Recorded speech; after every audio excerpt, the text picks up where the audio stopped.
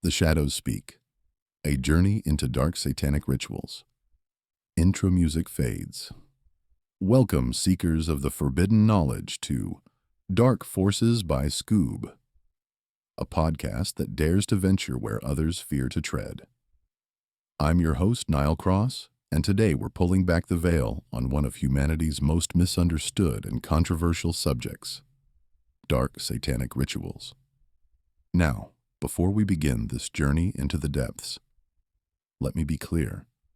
We're here as explorers of human spirituality and cultural expression, not advocates or enemies.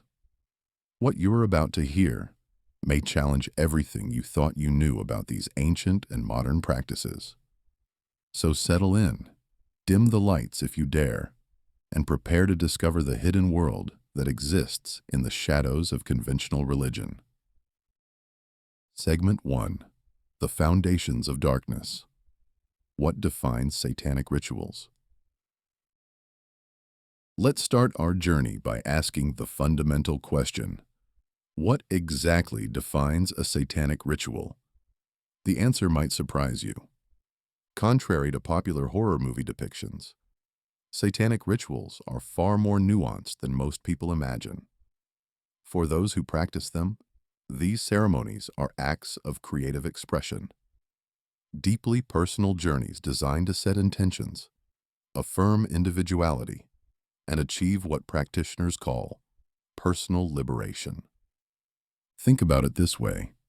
While traditional religions often emphasize submission to divine will, satanic rituals flip this concept entirely. They embody the core principles of self-determination and defiance of authority that characterize satanic philosophy. These aren't rigid, dogmatic ceremonies bound by unchanging scripture. Instead, they're characterized by flexible structures that can be adapted, modified, and personalized according to the practitioner's specific needs and intentions. What makes this particularly fascinating is how these rituals have evolved into significant cultural anchors. In 1967, the Church of Satan made headlines by conducting what seemed like ordinary life ceremonies, weddings, baptisms, and funerals, but with a distinctly different spiritual framework. Picture this: Anton LaVey, the founder of the Church of Satan, performing last rites, symbolically committing the deceased soul not to heaven, but to the devil, while celebrating their earthly life and achievements. Fast forward to today, and we see the Satanic Temple, since 2021, ordaining ministers who conduct weddings at their Salem headquarters. Imagine couples reciting vows, aligned with the Satanic Temple's 7 tenets, standing before a Baphomet statue, dressed in all-black Victorian attire. It's theatrical, yes, but profoundly meaningful to those involved. But here's where it gets truly interesting: the intellectual framework behind these practices. In LaVey's Book of Belial section of the Satanic Bible, we find rituals linked to fundamental human emotions: lust, destruction, and compassion. LaVey advocates using dark imagery, chants, bells, scents, candles, and black robes to create what he calls an intellectual decompression chamber. This isn't about summoning demons in the Hollywood sense. It's about focusing intent and emotional energy. The performance of satanic magic is said to facilitate the manifestation of personal goals and desires, and yes, the overcoming of adversaries. It's psychological theater with spiritual intent. Segment 2. The Sacred Geometry of Rebellion. The Circle in Luciferian Rituals. Now, let's delve deeper into the mystical architecture of these practices. If you've ever wondered about the true significance of the ritual circle in Luciferian practices, prepare to have your understanding completely transformed. The circle isn't just a boundary drawn on the ground. It represents a metaphysical gateway connecting the hidden worlds below the earth to the celestial realms above, encompassing all the air, that exists between these dimensions. This is ceremonial magic that deliberately embraces both infernal and heavenly elements, a cosmic rebellion written in sacred geometry. Within this circle, practitioners inscribe what they call names of power, drawn from various pantheons, encompassing both deities and demons. These aren't random occult words thrown together for effect. They're carefully chosen to focus the circle's energy toward the desired force and influence, creating a spiritual frequency that resonates with the practitioner's demon, their personal spiritual guide or higher self. Here's where Luciferians make their most dramatic departure from traditional ceremonial magic. They intentionally refuse to invoke the names of God, Yahweh, Jehovah, Adonai, as protection. Think about the audacity of this choice. While conventional ceremonial magicians surround themselves with divine names like spiritual armor, Luciferians stand naked before the universe, relying solely on what they call the powerful trio of will, desire, and belief. This isn't reckless abandon. It's calculated spiritual independence. Black magicians, as they sometimes call themselves, demonstrate unwavering mental fortitude, confronting external energies not by hiding behind divine protection, but by absorbing, refashioning, and integrating these forces into their very being. This approach marks Luciferianism as fundamentally different from conventional ceremonial magic.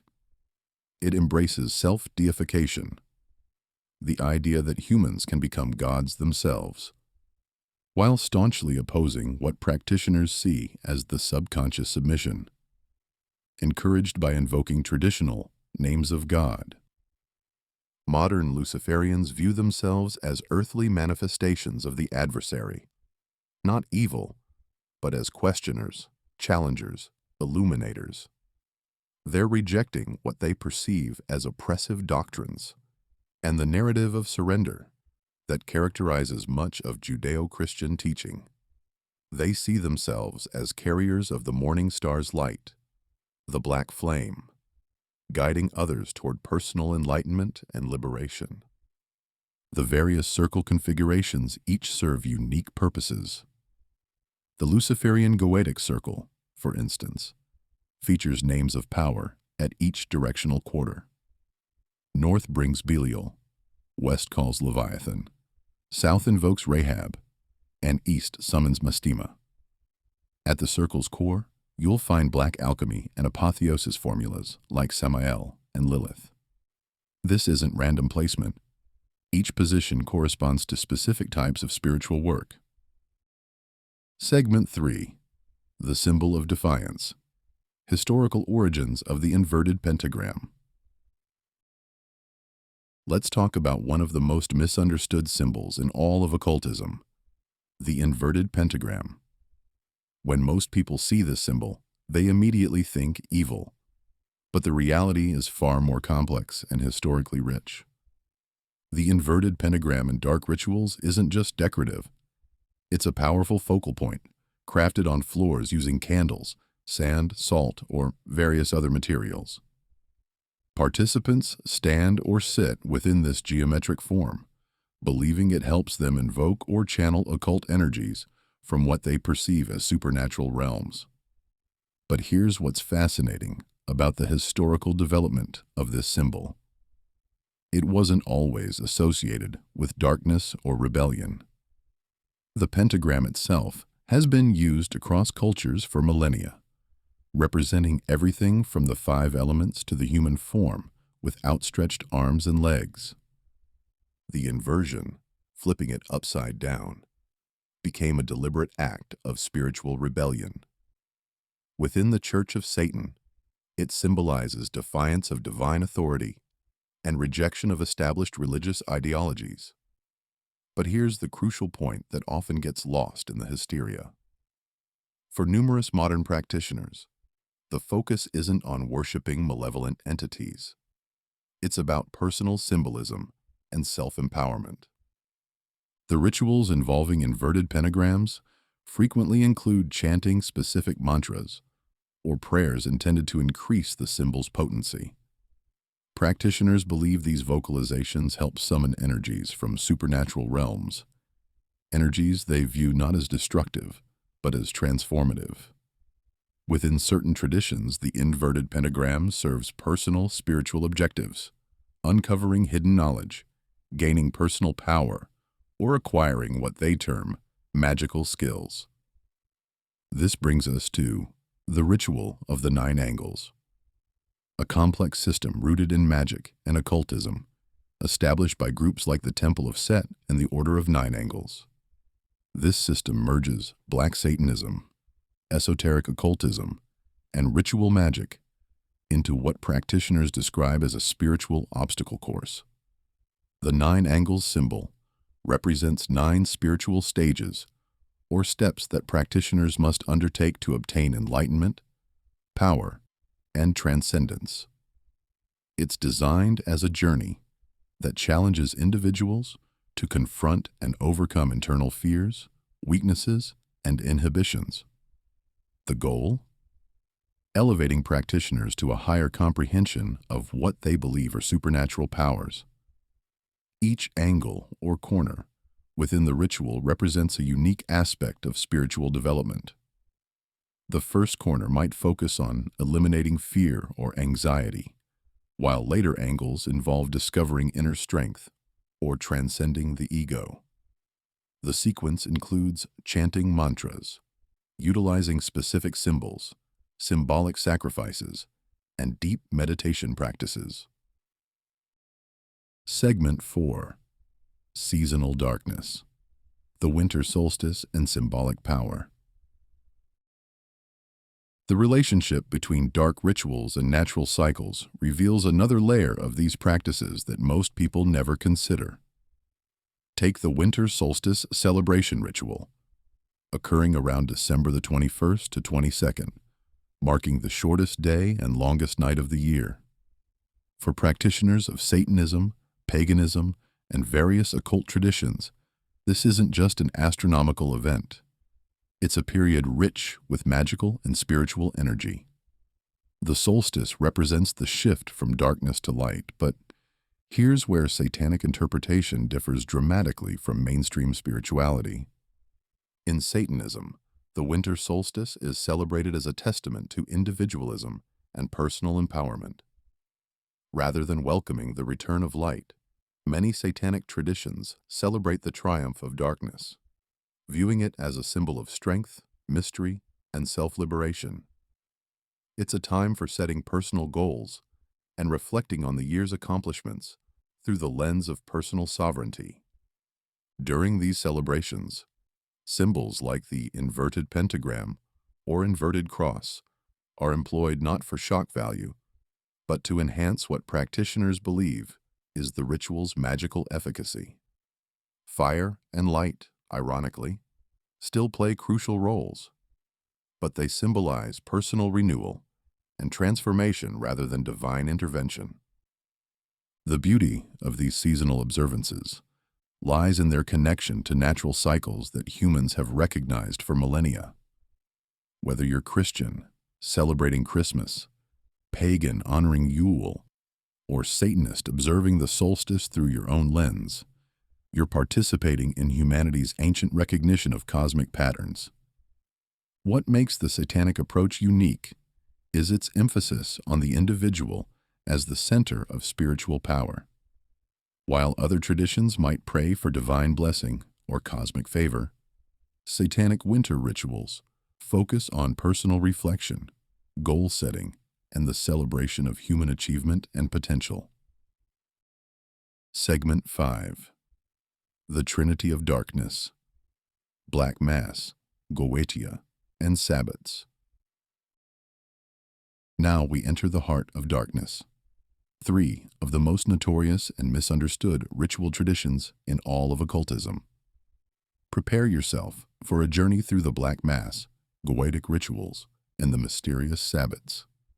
The Black Mass represents perhaps the most deliberately provocative of all dark rituals. Its origins trace back to the 16th century Europe, where certain occultist factions engaged in what can only be described as symbolic warfare against church authority. This wasn't mere rebellion. It was spiritual revolution expressed through ritual. The Black Mass was characterized by the systematic reversal of Christian sacred symbols. The cross became inverted. The sacred host was desecrated. Prayers were chanted in mockery, and black candles replaced white ones. These ceremonies aimed to invoke what practitioners believed were evil spirits, sometimes including sacrifices, which could be metaphorical offerings of blood or food, though historical accounts suggest animal sacrifice occasionally occurred. But here's where the story takes a fascinating turn. When Anton LaVey and his Church of Satan adapted these rituals in the 1960s, they transformed them into something entirely different. LaVey's approach to the Black Mass was heavily symbolic, focusing on critiquing religious dogma rather than literally venerating Satan. For LaVey, Satan represented individual liberty and rejection of rigid moral confines prescribed by traditional religion. The Black Mass became a statement of rationality and humanism, prioritizing personal independence and critical thought over practices that would invoke actual harm. This brings us to Goetia rituals, perhaps the most systematized form of demon summoning in Western occultism. These practices center on the invocation of spirits or demons, as detailed in the ancient text known as the Lesser Key of Solomon, believed to originate in the 17th century. The Ars Goetia section comprises instructions for summoning 72 specific demons or spirits. Each entity is associated with unique capabilities. Some grant wealth, others impart knowledge, still others bestow power. The precision is remarkable. These aren't generic demons, but specifically named entities with detailed descriptions, seals, and summoning requirements. Occult practitioners, engaging in Goetia rituals, seek to channel these spirits' power for personal gain, acquiring esoteric knowledge, reaching personal goals, or gaining insights unavailable through conventional means. The practices involve intricate symbols, seals, and incantations, requiring ritualistic tools like pentagrams and mystical iconography. Aleister Crowley and Anton LaVey both incorporated Goetic principles into their respective spiritual systems. Crowley utilized Goetic techniques in his quest for mystical experiences and spiritual insights, while LaVey adapted them for his philosophy of rational self-interest. Finally, we have the Sabbats, not to be confused with the Jewish Sabbath, though the word shares Hebrew origins meaning stop or rest. In occult frameworks, Sabbats refer to festivals celebrated by witches and spiritualists to honor seasonal transitions, natural rhythms, and deities connected to cosmic forces. Within Wicca, Sabbats form the Wheel of the Year. 8 celebrations, including Imbolc, Beltane, Letha, Lammas, Mabon, Samhain, Yule, and Ostara. Each marks a point in the annual cycle with unique customs, recognizing nature's perpetual rhythms. Segment 6. The Master's Method. Aleister Crowley's 13 Steps. Our final destination brings us to perhaps the most detailed and systematic dark ritual ever documented. Aleister Crowley's 13 Steps of Satanic Ritual. This isn't amateur occultism. This is precision spiritual engineering, designed to manifest the practitioner's will through methodical psychological and spiritual manipulation. The ritual begins with participants dressing appropriately, not for fashion, but to embody the spirit of the occasion and signal their readiness for the transformative work ahead. They gather necessary devices, ritualistic tools, and elements essential to the ceremony's success. Candles are lit, while all other light sources are extinguished, creating an atmosphere of isolation and focus. This isn't mere theatrics. Controlled lighting affects consciousness, creating the psychological state necessary for the work ahead. Parchments are meticulously placed to the right and left of the altar, maintaining the ritual's balance and flow. If a woman serves as a living altar, a controversial but significant element, she positions herself with her head toward the south and feet toward the north, symbolizing the union of earthly and infernal elements. The purification of air involves ceremonial bell ringing, clearing the space of negative or distracting influences. This sets the stage for the crucial invocation to Satan and recitation of infernal names, read aloud by the priest while participants echo each name, reinforcing their unified commitment. Participants then drink from the chalice, a communion with their chosen deity that mirrors but inverts Christian communion. The priest performs a counterclockwise turn, gesturing with a sword toward each cardinal direction, summoning the princes of hell, Satan from the south, Lucifer from the east, Belial from the north, and Leviathan from the west. Here's where the ritual branches into three possible paths, depending on intent. For rituals aimed at summoning erotic energy, participants isolate themselves from the altar and craft vivid representations of their desires using all senses: visual, auditory, tactile, and olfactory imagery, combined to construct robust scenes of lust, culminating in orgasm achieved through personal means to channel the ritual's energy. When seeking to lend aid to someone deserving compassion, the participant remains near the altar, focusing intensely on the individual needing assistance, making verbal affirmations of their desires. If emotions run deep, tears might flow, symbolizing empathetic connection. For rituals designed to enact revenge or destruction, participants may remain near the altar or relocate where imagery of their victim becomes more vivid. They inflict symbolic harm on effigies representing their target, poking pins into dolls, creating illustrative scenes of intended outcomes, or delivering soliloquies detailing their victim's suffering. Each step relies heavily on imagination and emotional depth, all directed toward achieving the intended magical result through what Crowley believed was the fundamental principle: do what thou wilt shall be the whole of the law. Closing. Emerging from the shadows. As we step out of the shadows of satanic rituals, one truth lingers. These aren't tales of simple evil, but windows into the human soul's hunger for power, freedom, and forbidden knowledge. Behind every ritual lies a question: what would you dare to summon in pursuit of transformation? We've glimpsed the defiance of the Black Mass, the precision of Luciferian circles, and the raw psychology that turns darkness into personal liberation. But the story doesn't end here. In fact, what we've uncovered may only scratch the surface. Want to dive deeper into the hidden truths and untold rituals left unspoken? Download the Scoob app now to unlock the full story with exclusive details, extended insights, and darker secrets waiting for you. Until next time, remember, the light only exists because of the shadow.